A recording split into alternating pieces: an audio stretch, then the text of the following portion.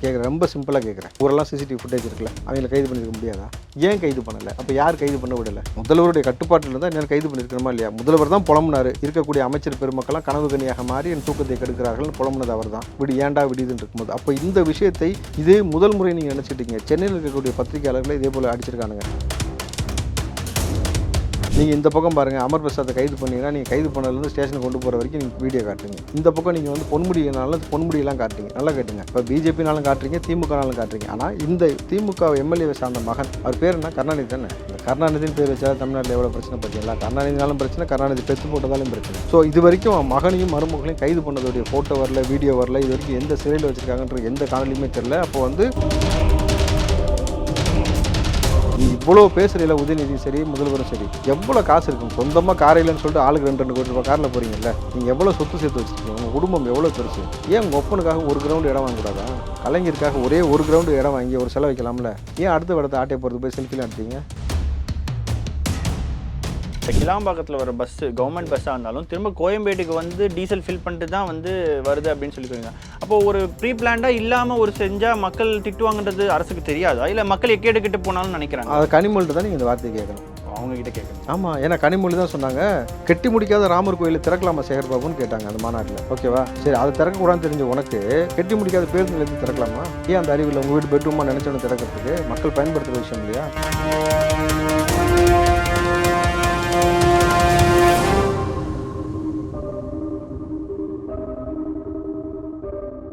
Real one voice நேயர்களுக்கு வணக்கம். நான் உங்கள் விஷால் பொலிவர். இன்றைய நேர்காணலில் நம்மோடு இணைந்திருக்கும் சிறப்பு விருந்தினர் காங்கிரஸ் கட்சியிலிருந்து மரியாதைக்குரிய ராவுத்தர் இப்ராஹிம் அவர்கள். வணக்கம் சார். வணக்கம் விஷால். இப்போ நியூஸ் 7 செய்தியாளர் வந்து நேசப்பிரபு அவர்கள் தாக்கப்பட்டாங்க. கிட்டத்தட்ட வந்து எல்லாருமே வந்து கண்டனம்ன்ற பேரில் நிறைய அறிக்கைகள்லாம் விட்டுருந்தாங்க. ஆனால் சமீபத்தில் வந்து ஒரு ஸ்க்ரீன்ஷாட் வந்து உலா வருது. அவர் வந்து ஒரு ஸ்பா கிட்ட வந்து 4000 ரூபாய் வந்து மாமூல் வாங்கினாரு. அந்த மாமூல் காசு வந்து பிரச்சனையினால தான் வந்து இந்த வெட்டப்பட்டிருக்குன்னு சொல்லி இந்த வெட்டப்பட்டதை நியாயப்படுத்துகிற மாதிரியான சில விஷயங்கள் சமூக வலைத்தளங்களில் வந்துகிட்டு இருக்கு. இது எப்படி பார்க்குறீங்க சார் இந்த விஷயத்தை? இப்போ அந்த நெறியாளர் வந்து நம்ம போலீஸ்க்கு வந்து ஃபோன் பண்ணி பேசின அந்த காணொலி கேட்டிங்கல்ல? கேட்டேன் சார். நான் கேட்குறேன், ஒருவேளை உதயநிதி இந்த மாதிரி எனக்கு ஒரு ஆபத்து இருக்குன்னு ஃபோன் பண்ணுறாரு, போலீஸ் நீங்கள் இப்படி தான் கேட்பீங்களா? சார் வண்டி கலர் என்ன சார்? சார் வண்டி மாடல் என்ன சார்? சார் வண்டியில் நம்பர் பிளேட் இருக்கா சார்? எத்தனை பேர் சார்? என்னென்ன கார் சார்? இப்படி கேட்பீங்களா? இல்லை, கேட்க மாட்டாங்க. பதறி அடிச்சுட்டு உடையாந்துருவீங்கல்ல. இப்போது ஒருத்தருக்கு ஆபத்தில் விளிம்பில் இருக்கும் பொழுது அந்த காவல்துறை கேட்ட கேள்வி என்ன? சார் வண்டி நம்பர் பிளேட் இருக்கா சார்? நம்பர் பிளேட் இல்லை சார். உன் ஆட்சியில் எப்படி நம்பர் பிளேட் வச்சு ஓட்டுவான்? சார் வண்டி என்ன மாடல் சார்? அது திராவிட மாடல் சார். அப்போ வெட்ட தானே செய்வான். கரெக்டாக இருக்கா? ஏன்னா நீ என்ன மாடல் என்னன்னு கேட்டுருக்கு. அவன் வந்து உசுருக்கு போராடிட்டு இருக்கிறான். நீங்கள் வந்து அந்த நேரத்தில் வந்து எந்த நடவடிக்கையும் எடுக்காமல் இன்றைக்கு அதை நியாயப்படுத்துவது போல் பேசுகிறீங்கல்ல. அவர் வந்து காசு கேட்டார் அதனால் வெட்டினாங்க அப்படின்னு நீங்கள் நியாயப்படுத்துனீங்கன்னாக்கா, திமுகவுடைய எம்எல்ஏ எம்பி எவ்வளோ பேர் காசு வாங்கியிருக்கீங்க?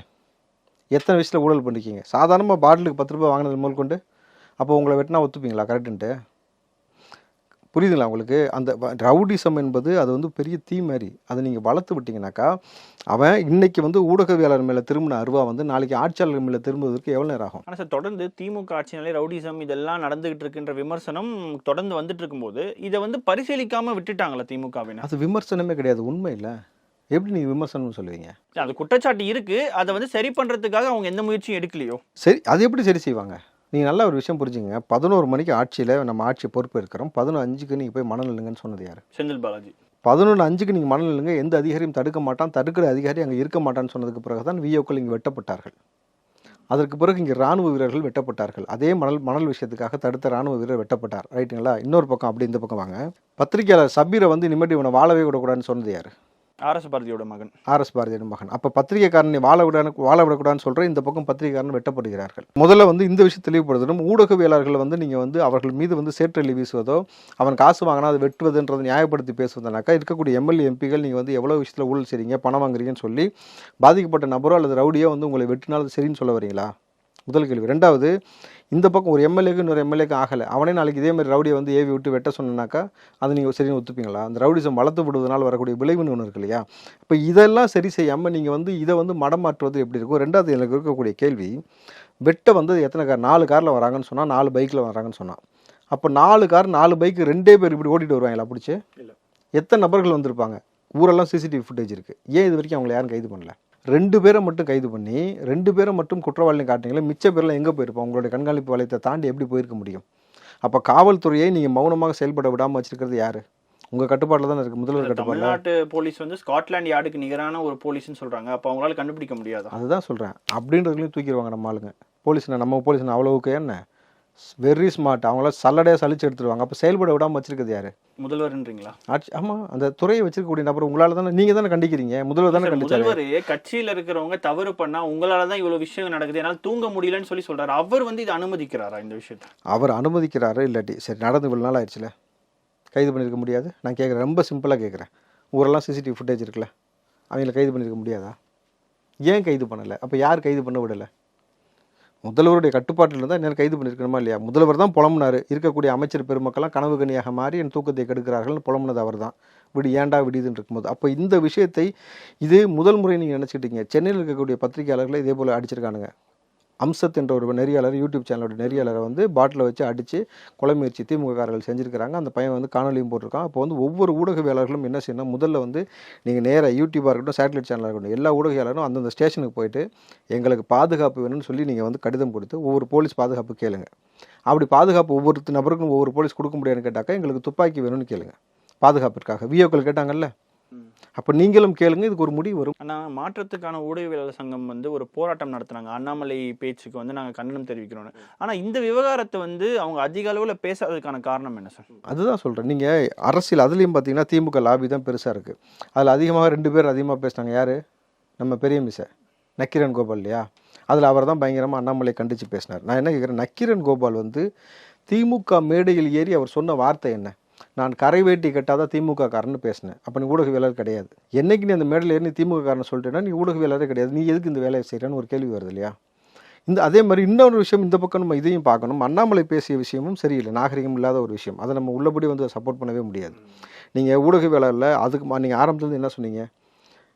1000 வாங்கி 2000 வாங்கி 3000 வாங்கினீங்க. அப்புறம் குரங்கு மாதிரி தாவாதீங்க நீங்கள், கேட்டுங்களா? இப்போ வந்து நீங்கள் வந்து பல்லுப்படாமல் சொல்லி பேசுகிறீங்க. இன்றைக்கு பேசப்பட வேண்டிய விஷயம் இது. இன்றைக்கு என் மக்கள் சோத்துக்கும் தண்ணிக்கும் பிச்சை எடுத்துக்கிட்டு இருக்கான், வாழ்வாதாரத்தை இழந்துக்கிட்டு இருக்கான். இங்கே இருந்து ஆட்சியாளர்கள் ஒழுங்கு ஆட்சி அமைக்கல, இருக்கக்கூடிய நெறியாளர்களை வெட்டுறீங்க, மக்களை வெட்டுறீங்க, சாராயத்தால் எல்லாத்தையும் சாக வைக்கிறீங்க. எவ்வளோ பிரச்சனை போயிட்டு இருக்கு. அடுத்த எலெக்ஷன் வரும்பொழுது இதை மக்கள் பிரச்சனையை பேசாமல் வந்து இது கேவலமாக ஒரு விஷயத்தை நீங்கள் விமர்சிப்பதும், அதே சமயத்தில் இந்த பக்கம் வந்து ஒரு பத்திரிகையாளர் போர்வில் இருக்கக்கூடிய நக்கீரன் கோபால்லாம் வந்து அவர் வந்து அண்ணாமலை குறித்து கேள்வி கேட்ட பொழுது, வைகோட்ட கேள்வி கேட்ட போது எனக்கு யாருன்னே தெரியாதுன்னு சொல்லி வைகோ சொன்னார். உடனே எந்திரிச்சு இன்னொரு கை தட்டினார். இந்த பக்கம் நீங்கள் திமுக மேடையில் இருந்துட்டு நான் கரை வெட்டி கேட்டால் திமுக காரன்ற, அப்போ நீயும் ஒழுங்கான நபராக நடந்துக்கல, நீங்களும் ஒழுங்காக நடந்துக்கல அப்படின்னும் பொழுது யார் இந்த விஷயத்தை பேசணுமா பேச தவறீங்கன்னா ஜனநாயகத்தோட தூணா நீங்களாம் இருக்கிறீங்க. இந்த பக்கம் பத்திரிகையாளர்கள், இந்த பக்கம் நீ எதிர்கட்சி போல செயல்பட வேண்டிய அண்ணாமலை நீங்கள் இந்த மாதிரி அநாகரிகமாக போயிட்டு இருக்கும் பொழுது அப்போ திமுககாரன் இந்த திருட்டுத்தனம் பண்ணிட்டு தானே இருப்பான். இல்லை, அப்போ அந்த பத்திரிகையாளர்களே வந்து இந்த விஷயத்தை மறைக்கிறதுக்கான வேலைகளும் பார்க்குறாங்களா திமுக ஆதரவாக இருக்கிற பத்திரிகையாளர்கள்? ஆமாம், அதானே செய்வாங்க. நான் சொம்பு இல்லை அண்டான்னு சொன்ன பத்திரிகையாளர்கள் தானே. செல்வி ஜெயலலிதா அவர்கள் தான் தாலிக்கு தங்கம் திட்டம் கொண்டு வந்தாங்கன்னு சொல்லி பேசினாங்களா அவங்க மேடையில் ஏறி? ஒரு புழுவினி பேசிச்சா? காட்டுங்களா? அந்த புழுவினி தானே மறுபடியும் இப்போ மாநாட்டில் மேடை ஏற்றுனீங்க, மதுவதினி தானே. இந்த பக்கம் வந்து கலைஞர் வந்து அதாவது 108 ஆம்புலன்ஸை கொண்டு வந்து கலைஞர்னு சொல்லி பேசினது. ஸோ தொடர்ந்து பொய் சொல்கிறது, புரட்டு பேசுகிறது, இந்த மாதிரி நபர்களை மேடை ஏற்றி கொண்டு திமுக பெருமை பேசுவதுன்னு இருக்குல்ல, இது எப்படி ஏற்புக்குரியதாக இருக்குன்னு கேட்குறேன். அதே மாதிரி திமுக எம்எல்ஏ உடைய மகன் வந்து கைது செய்யப்பட்டதா சொல்லியிருந்தாங்க. அது உண்மைதானா, இல்லைனா வந்து சும்மா வந்து மக்களை வந்து ஆஃப் பண்ணுறதுக்காக இந்த மாதிரி செய்திகள்லாம் வருதா சார்? இந்த கேள்வி வந்து எல்லா நபருக்கும் இருக்குது. கைது போட்டோ கூட எதுவுமே வரல வெளியில். நீங்கள் இந்த பக்கம் பாருங்கள், அமர் பிரசாத்தை கைது பண்ணீங்கன்னா நீங்கள் கைது பண்ணதுலேருந்து ஸ்டேஷனுக்கு கொண்டு போகிற வரைக்கும் நீங்கள் வீடியோ காட்டுறீங்க. இந்த பக்கம் நீங்கள் வந்து பொன்முடியினாலும் பொன்முடியெல்லாம் காட்டுறீங்க. நல்லா கேட்டுங்க, இப்போ பிஜேபினாலும் காட்டுறீங்க, திமுகனாலும் காட்டுறீங்க. ஆனால் இந்த திமுக எம்எல்ஏவை சார்ந்த மகன், அவர் பேர் என்ன? கருணாநிதி தானே. இந்த கருணாநிதினு பேர் வச்சாலும் தமிழ்நாட்டில் எவ்வளோ பிரச்சனை பார்த்தீங்களா? கருணாநிதினாலும் பிரச்சனை, கருணாநிதி பெற்று போட்டதாலும் பிரச்சனை. ஸோ இது வரைக்கும் மகனையும் மருமகளையும் கைது பண்ணதோடைய ஃபோட்டோ வரல, வீடியோ வரல, இது வரைக்கும் எந்த சிறையில் வச்சுருக்காங்கன்ற எந்த காணொலியுமே தெரில. அப்போ வந்து எவ்வளோ வந்து இந்த திமுக வந்து அவங்களுக்கு சாதகமாக போகுதுன்றது நம்ம வந்து ஆனந்த் வெங்கடேஷ் அவர் சொன்னார், நீதிபதி, அதிலே நீங்கள் தெரிஞ்சுக்கலாம். குப்பனுக்கும் சுப்பனுக்கும் ஒரு நீதி கிடைக்குமா?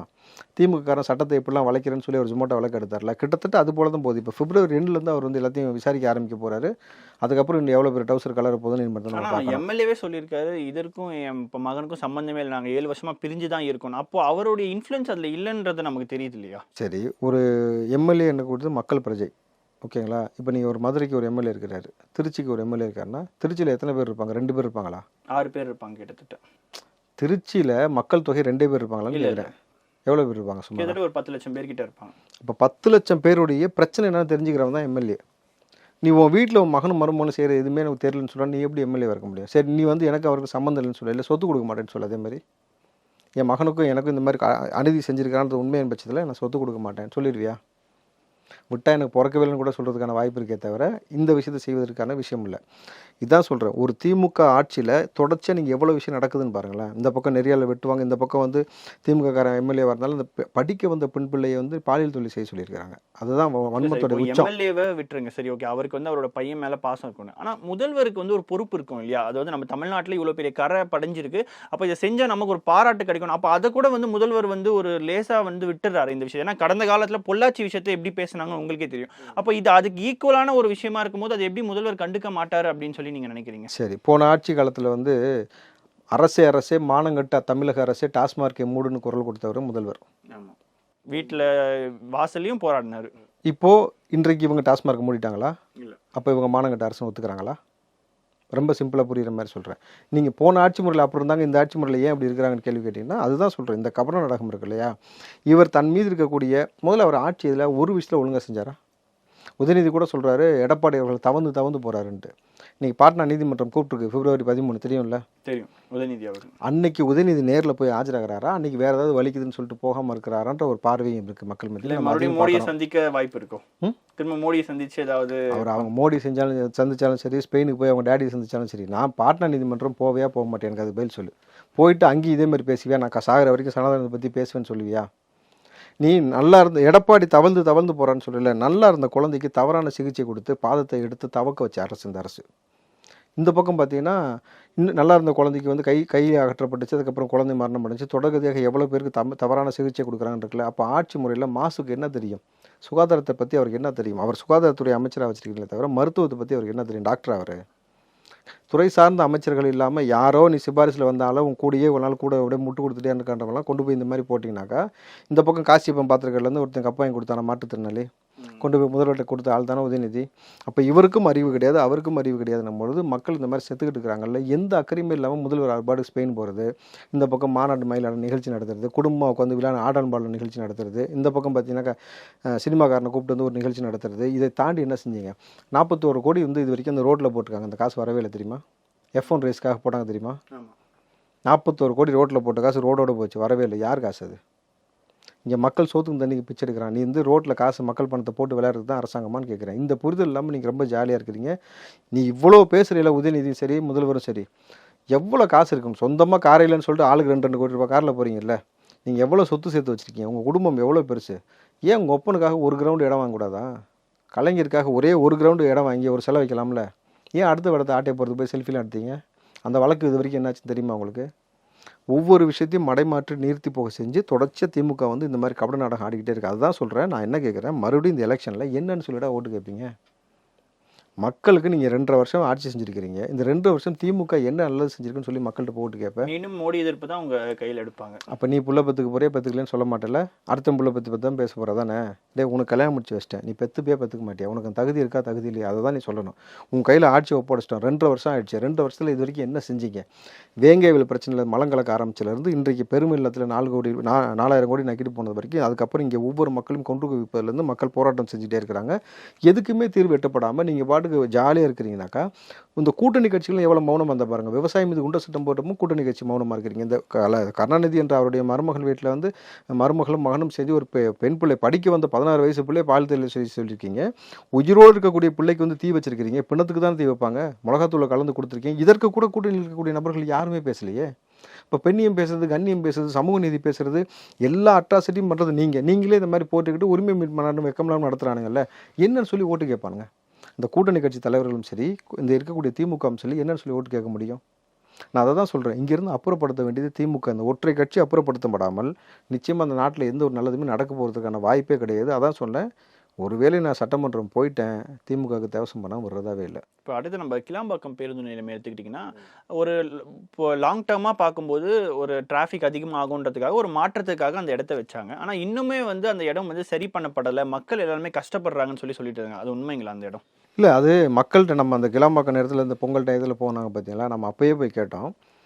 கிட்டத்தட்ட பார்த்தீங்கன்னா தண்ணிக்கும் உணவுக்கும் அங்கே வழி இல்லாமல் மக்கள் வந்து அலுவலப்பட்டு இருக்காங்க. அந்த நேரத்தில் இவர்கள் என்ன செய்கிறாங்கன்னா மாற்றி மாற்றி அமைச்சர் பெருமக்கள் அங்கே போயிட்டு ஆய்வு பண்ணிவிட்டு எந்த பிரச்சனையும் இல்லைன்னு பேட்டி கொடுத்தாங்க. அப்போ நம்ம மக்கள்கிட்ட நம்மளும் நேரடியாக கேட்கும்பொழுது மக்கள் சொன்ன வார்த்தை என்னன்னா, அமைச்சர் பெருமக்கள்லாம் கிளாம்பாக்கத்துக்கு அனுப்புறது போல கீழ்ப்பாக்கத்துக்கு அனுப்புங்க, எல்லாம் பைத்தியக்கார பயில இருக்கானுங்க, இங்கே வந்து இவ்வளோ பிரச்சனை இருக்குது, இதை பற்றி புரிஞ்சிக்காமல் கதை சொல்லிட்டு இருக்காங்க. இன்றைக்கு மக்கள் பெருசாக சொல்லக்கூடிய பிரச்சனைனா வண்டலூர் ஜூவை ஒட்டி ஒரு ரோடு போகுது. அது வந்து பார்த்தீங்கன்னா ஓஎம்ஆர் ஈஸியாக கனெக்ட் பண்ணுற ரோடு. போகும்போது எந்த பிரச்சனை, ரிட்டர்ன் வரும்பொழுது வண்டலூர் ரோடு டச் ஆகிறதுக்கு 1.5 கிலோமீட்டருக்கு முன்னாடி பிளாக் பண்ணி ரோடை வந்து டைவெர்ட் பண்ணி விடுறான். ஸோ 1.5 கிலோமீட்டர் வந்தால் வண்டலூர் ஜூக்கு இப்படி வந்துட்டு அப்படி இந்த பக்கம் தாம்பரம் வரவங்க இந்த பக்கம் வந்துடலாம். ஆனால் என்ன செய்யறாங்கன்னா 11 கிலோமீட்டர் சுற்ற விட்றானுங்க. கிட்டத்தட்ட பார்த்தீங்கன்னா அது ரிசர்வ் ஃபாரஸ்ட் ஏரியாவில் போகுது வண்டி. 11 கிலோமீட்டர் தாண்டி ஊரப்பாக்கம் போய் அப்படி சுற்றி மறுபடியும் கிளாம்பாக்கம், அதுக்கப்புறம் வண்டலூர் வர மாதிரி இருக்குது. எதுக்கு இந்த மாதிரி மக்களை அலக்கழிக்கணும்? அந்த மக்கள் சொல்கிற விஷயம் என்னன்னாக்கா, நான் அந்த ஒத்தடி பாதை இப்போ அவங்க சொன்னதுக்கு பிறகு நம்மளும் அதில் பயணம் பண்ணி பார்த்தோம். அந்த ரோடு பார்த்தீங்கன்னா ரிசர்வ் ஃபாரஸ்ட்டு. இடையில பைக் பஞ்சர் ஆச்சுனாலும் இதாச்சுனாலும் இந்த பக்கத்துக்கு மாட்டிப்பானுங்க. 11 கிலோமீட்டர். ரெண்டாவது அவங்க மக்கள் அங்கே சொல்லும் போது நான் போகும்பொழுது நானும் பார்த்தேன். ரொம்ப சாதாரணமாக பாம்பு ரோடை கடந்துக்கிட்டே இருக்குது, கீரிப்புள்ள கடந்துக்கிட்டே இருக்குது, மான்கள் ஓடுது, ஃபுல் ரிசர்வ்டு. ரெண்டாவதுல முக்கியமான விஷயம் பார்த்தீங்கன்னா அந்த ரோடு பார்த்தீங்கன்னா 15 அடி ரோடு, ஒரு பஸ்ஸு 8 அடி. ஆப்போசிட்டில் ஒரு வண்டி வந்தால் கூட திருப்பி வந்து இந்த பக்கமும் போக முடியாது, அந்த பக்கம் போக முடியாது, அப்படியே ரோடு பிளாக் ஆயிரும். ஸோ டபுள் அந்த 2 பக்கமாக போகக்கூடிய அந்த வசதியும் கிடையாமல் இவ்வளோ முட்டாள்தனமாக வந்து நீங்கள் மக்களை வந்து மாற்றி அலங்கரிக்கிறீங்களா? ஒரு எமர்ஜென்சிக்காக வரவன 11 கிலோமீட்டர் எதுக்கு? அவன் வண்டலூர் வர வேண்டியவன் எதுக்கு ஊரை பக்கம் போய் சுற்றிட்டு வரணும்னு கேட்குறேன். புரியுதுங்களா? இந்த ஆட்சி நடத்துகிற லட்சம் வந்துட்டு மக்களை தொடர்ந்து ஐயோ நீங்கள் அந்த நேரத்தில் நீங்கள் அங்கே போனீங்கன்னா தெரியும், பச்சையாக திட்டுறானுங்க மக்கள் வந்து. அவங்க வயிற்றுச்சலை கொட்டிட்டு சாபத்தை வாங்கிட்டு என்ன சாதிக்க போகிறாங்கன்னே தெரியல. எதுக்கு முட்டாள்தனமாக 1.5 கிலோமீட்டரில் வரக்கூடியவன 11 கிலோமீட்டர் சுற்ற வைக்கணும்? பெட்ரோல் காசு உங்கள் ஒப்பனா கொடுக்க போகிறான், அவன் தானே போகணும். இதில் இன்னொரு விஷயம் என்னன்னா, இந்த கிளாம்பாக்கத்தில் வர பஸ் கவர்மெண்ட் பஸ்ஸாக இருந்தாலும் திரும்ப கோயம்பேட்டுக்கு வந்து டீசல் ஃபில் பண்ணிட்டு தான் வந்து வருது அப்படின்னு சொல்லியிருக்காங்க. அப்போ ஒரு ப்ரீ பிளான்டா இல்லாமல் ஒரு செஞ்சா மக்கள் திட்டுவாங்கன்றது அரசுக்கு தெரியாதா? இல்லை மக்கள் எக்கேடுக்கிட்ட போனாலும் நினைக்கிறாங்க? அது கனிமொழிட்டு தான் நீங்கள் இந்த வார்த்தையை கேட்கணும். அவங்க கிட்ட கேட்கணும். ஆமாம், ஏன்னா கனிமொழி தான் சொன்னாங்க, கெட்டி முடிக்காத ராமர் கோயிலை திறக்கலாமா சேகர் பாபுன்னு கேட்டாங்க அந்த மாநாட்டில். ஓகேவா, சரி அதை திறக்கக்கூடாதுன்னு தெரிஞ்ச உனக்கு கெட்டி முடிக்காத பேருந்து நிலையத்தை திறக்கலாமா? ஏன் அந்த அறிவில் உங்கள் வீட்டு பெட்ரூமாக நினச்சோன்னு திறக்கிறதுக்கு? மக்கள் பயன்படுத்துகிற விஷயம் இல்லையா? அப்போ இந்த புரிதல் இல்லாமல் மக்களை அலக்கரிச்சுக்கிட்டு நீங்கள் சொகுசாக சரி அமைச்சர் பெருமக்கள் ஏன் முண்டாட்டியாவது அங்கே போய் நின்று பஸ் ஏற போதா? இல்லை, ரொம்ப சிம்பிளாக புரிஞ்சுக்கிற மாதிரி சொல்கிறேன். யாருடைய மனைவி துணைவி யார் தான் அங்கே போக போகிறாங்களா? கிடையாது. நீங்கள் அழகாக சொகுசாக காரில் போகிறீங்க, மக்கள் நாங்கள் தானே சாகிறோம். அப்போ இதுதான் சொன்னேன், ஆட்சியாளர்களுக்கு மக்கள் மீது எந்த அக்கறையும் கிடையாது, எந்த புரிதலும் கிடையாது. இவங்களுக்கு தேவை காசு, பணம் சம்பாதிக்க வேண்டியது, கொள்ளடிக்க வேண்டியது, மக்களை கொல்ல வேண்டியது, பணத்தை கொண்டு போய் பணத்துக்குடைய பதுக்க வேண்டியது. இவ்வளோ தான் ஆட்சி, இவ்வளோ தான் திமுக.